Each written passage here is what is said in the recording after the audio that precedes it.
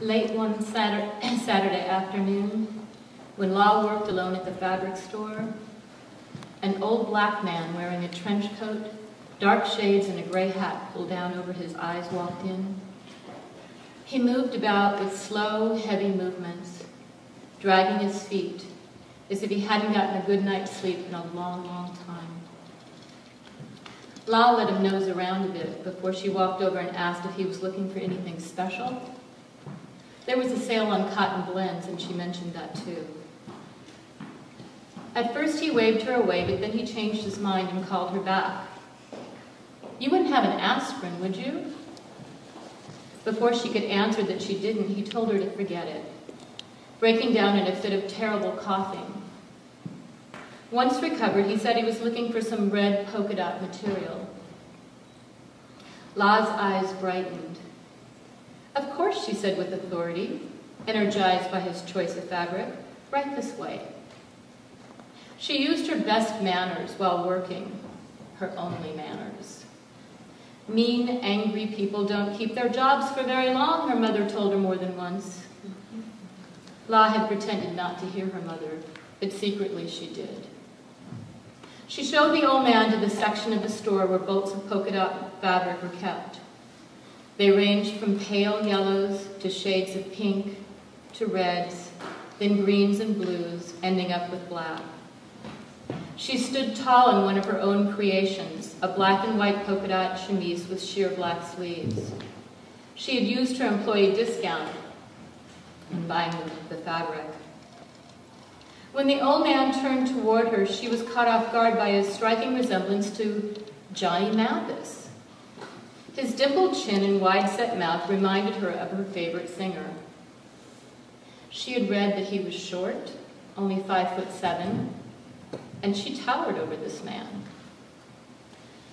"What are you going to be making?" she asked, her heart somersaulting all over the place. Why would Johnny Mathis have come into the fabric store? It didn't make sense. "I've changed my mind," he said, his voice trembling. He took a few steps toward the door and just about keeled over. Taking a laborious breath, he summoned her to get him a chair. He acted like royalty, like someone used to being waited upon. Law flew into the back room, stricken by the idea that he could indeed be Johnny Mathis. Either that, or she had finally lost her mind for good. She rushed back with a metal folding chair, opened it and positioned it near her by the cash register. He collapsed into it with a thud. Law had never been good at knowing what to do for illnesses, and other than the two of them, the store was completely empty. "I have this dream every night," he said wearily, shaking his head. "I can't stop having this dream." He took off his dark glasses and noisily blew his nose and then wiped his sweaty face with a handkerchief. He looked up at her with an expression of shock and disbelief. "Why, it's you," he said in amazement. "You're the face in my dream." Law took a step backward. The face in his dream? Why would Johnny Mathis dream about her? And he did look like Johnny Mathis. Her heart raced. "I'm very sick," he said. "I'm far from home. I'm visiting family here, but I don't want to worry them." He doubled over while going into another coughing fit. Law stood by him until his coughing subsided. "I need to lay down," he said. He seemed to expect her to know what to do, and it gave her a sense of great importance. She couldn't get over how he entrusted himself to her. Law glanced at her watch. 10 more minutes to closing time. She scratched her head and considered the situation. She could lock up now and have him lay down on the floor. But the fabric aisles were so narrow, plus who would want to lay down on some crummy old rug when they were sick? She could call an ambulance and have him taken to the emergency room, or she could take him home with her. "Do you think you can ride the Muni?" she asked, already knowing the answer. He shook his head and let out a low moan. This was when she decided to call a taxi. Zelda, she'd forbid her to bring home what she called gentleman callers. This didn't seem fair because she brought home whoever she pleased. Day after day and night after night, a string of different men, a lot of them not much older than Law, paraded through the flat. Through the paper-thin walls, Law listened to Zelda having sex. It burned up Law's insides, the idea of this old woman having lovers when she had no one to love her at all. Law made the quick decision to pass Johnny Mathis off as a friend who had come to town and was unable to return home because they had fallen ill. It wasn't one of her best lies, but it sounded good enough. When the DeSoto cab arrived, Law helped the old man into the taxi. He slumped over in the back seat. She told the driver to wait for her, and she hurried back to lock up, shaking so badly she could hardly get the key in the lock.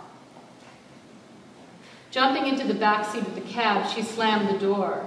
The driver, a young man who also wore sunglasses and who had a foreign accent, asked if the old man was okay. "He's sick," Law nodded. "I need to get him to my place so he can lay down." As they took off for the Mission District with Johnny Mathis passed out next to her, Law thought of how she didn't have enough money for cab fare. She no longer carried her mother's credit card with her on account of her doing her best to be independent. A horrible thought crossed her mind. What if the old man didn't have any money either? She'd be forced to ask Zelda for a loan, and Zelda turned everything into a big fat drama. She'd never hear the end of it. Once, when she'd asked if she could pay the rent a few days late, Zelda had thrown a fit, going into a big production about responsibility, which made Law feel crummy about herself. Zelda still hadn't dropped it. She went on about it every single day. As the taxi swerved around the city streets, Law knew what she had to do. There was no way around it. She'd have to hunt through Johnny Mathis's pockets. She waited several moments and then ever so gently inched her fingers down into his trench coat pocket and felt around at some small pieces of paper. She dragged them out, all the while aware of his thick, congested breathing. What if he woke up and accused her of stealing? She felt herself getting riled, steaming at the injustice of it. The pieces of paper. She brought her attention to them, one by one, examining them. Curiously, she unfolded a credit card receipt for $10.18 from a grocery store in San Francisco.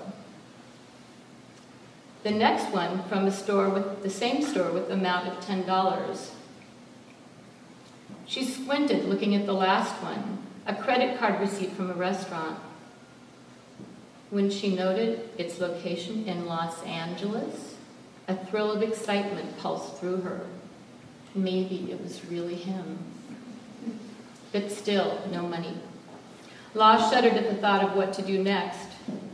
She leaned in toward him, angling her body in close to his.